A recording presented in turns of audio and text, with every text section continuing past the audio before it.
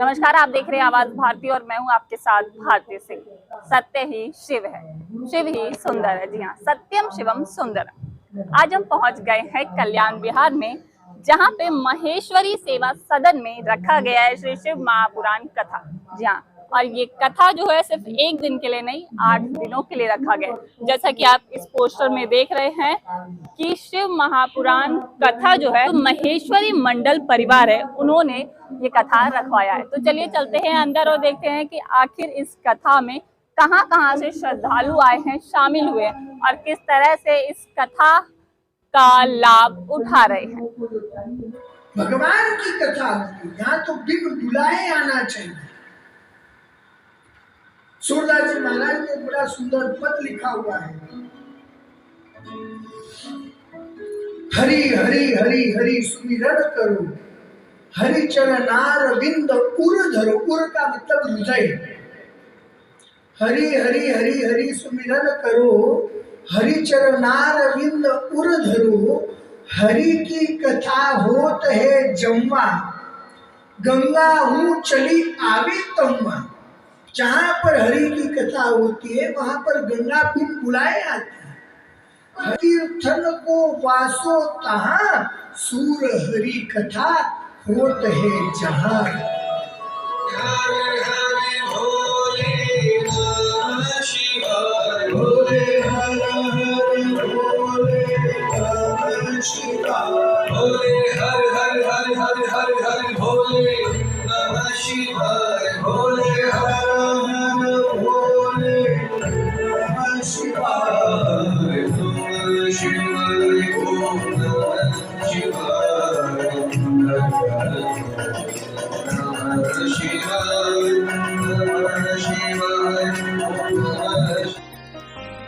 सावन के पावन महीने में माहेश्वरी मंडल परिवार द्वारा दिल्ली के कल्याण विहार स्थित माहेश्वरी सेवा सदन में 8 दिवसीय शिव महापुराण कथा का आयोजन किया गया।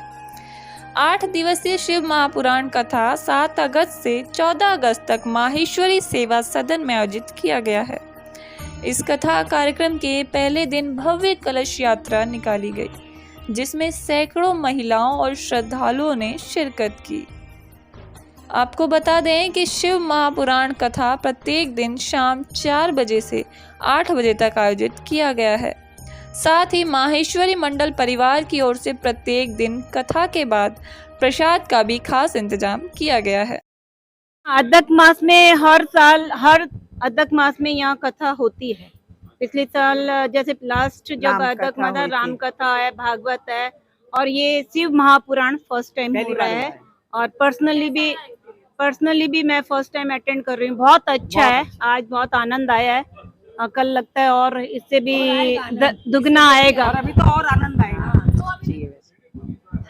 आप एक क्या बोले मोमेंट है, ये खुशी का जो पल है। और जो महाराज जी ने कहा था यहाँ आएगा जो पाएगा, वो खो रहे हैं वो लोग।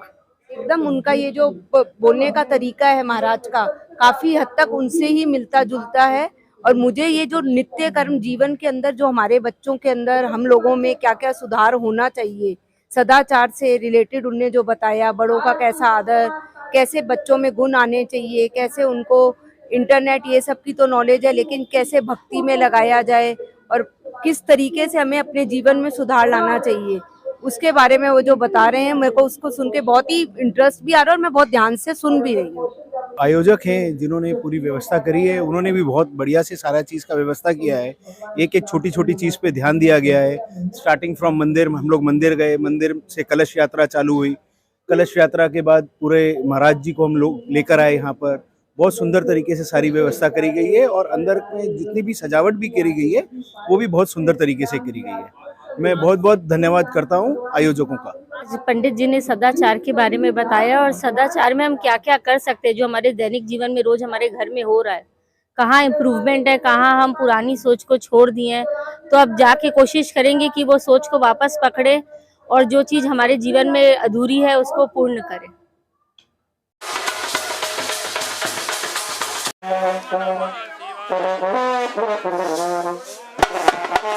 ज्ञान यज्ञ का अर्थ यह होता है कि आप कभी देखे होंगे, आपने कभी यज्ञ भी करवाया होगा सामूहिक रूप से, पत्नी, इनके अलावा किसी को प्रवेश नहीं होता।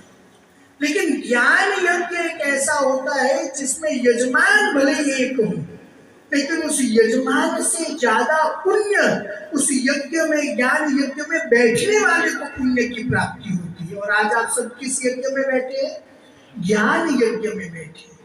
और ज्ञान यज्ञ का सबसे बड़ा लक्ष्य यह होना चाहिए कि अनेक प्रभु भक्त इस यज्ञ में सम्मिलित हो जाए। जिसके समीप बैठने से उसकी कृपा हम पर होने लग जाए, यही उपासना है।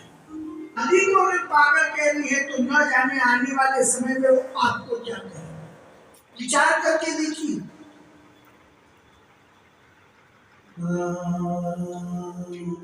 संसार के लोगों से आशा लिया करना, संसार के लोगों से आशा न किया करना, संसार जगा करना, जब कोई नहीं अपना,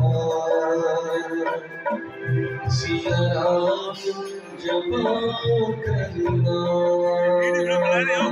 जितना संसार के लोगों से आशा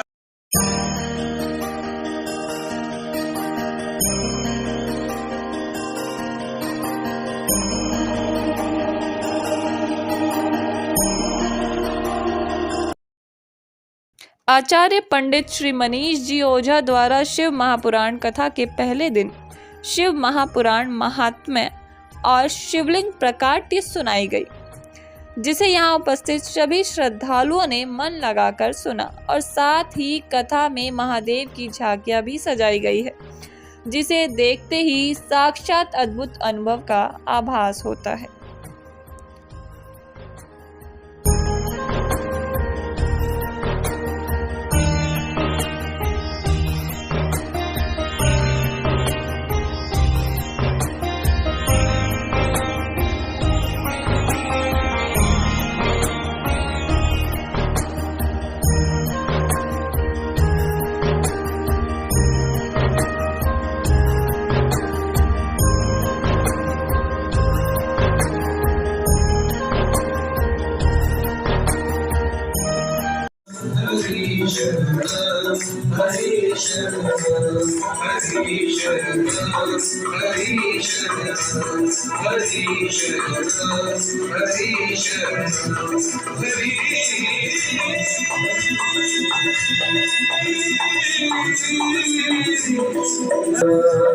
माहेश्वरी मंडल सामाजिक स्तर पर निरंतर होली मंगल मिलन, दीपावली मंगल मिलन, महेश नवमी, तिरुत्सव, डांडिया, शिव पुराण जैसे कार्यक्रम का आयोजन करता रहता है।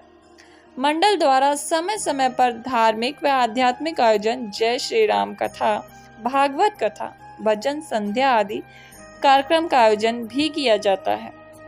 शिव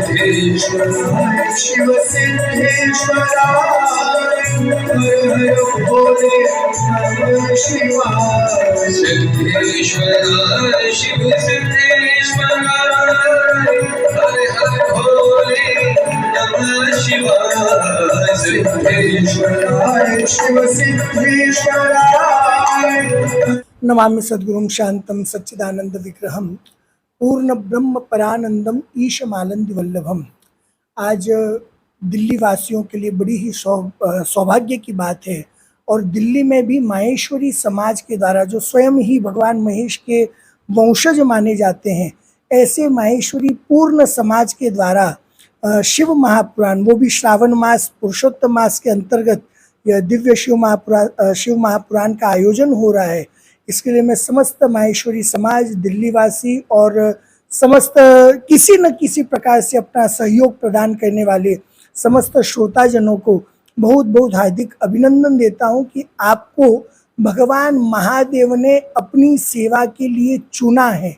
क्योंकि भगवान की सेवा के लिए चयन करना या भगवान की सेवा करना हमारे वश में नहीं होता। उसकी सेवा करने का अधिकार केवल वही प्रदान कर सकते हैं, और इसलिए आज आप समस्त बड़े ही सौभाग्यशाली है।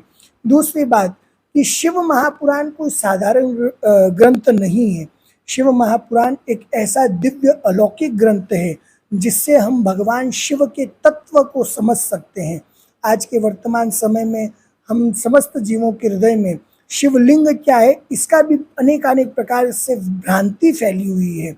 तो अगर इन सारे तत्वों को जानना है तो भगवान महादेव की शरण में, भगवान महादेव के वांग्मय स्वरूप की शरण में आना अत्यधिक आवश्यक है। तो मैं समस्त माहेश्वरी समाज की ओर से जो भी इस इंटरव्यू को या मेरी वार्ता को सुन रहे हैं उनसे निवेदन करना चाहूँगा कि अवश्य शिव महापुराण की कथा में पधारे और भगवान महादेव के अनेकानेक स्वरूप और अनेकानेक तत्वों को जानने की कोशिश करें।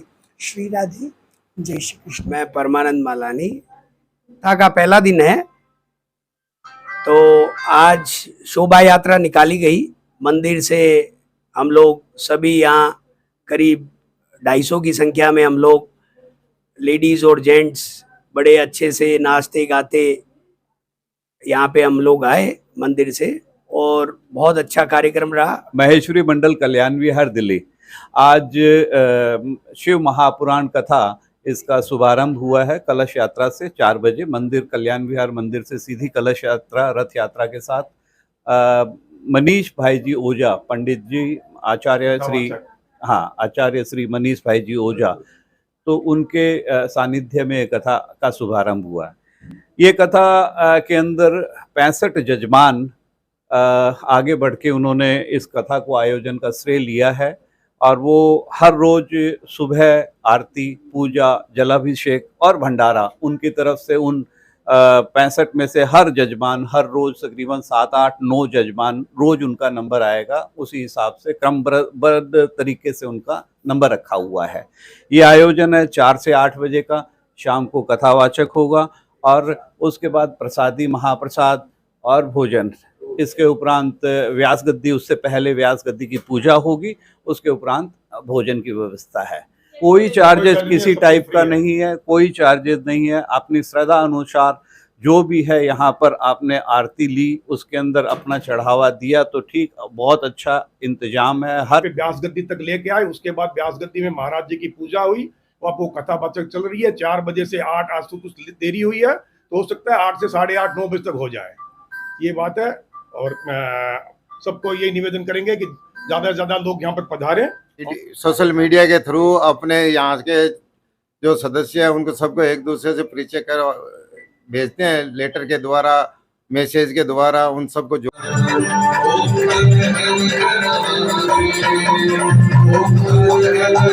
आवाहनं न जानामि न जानीमि।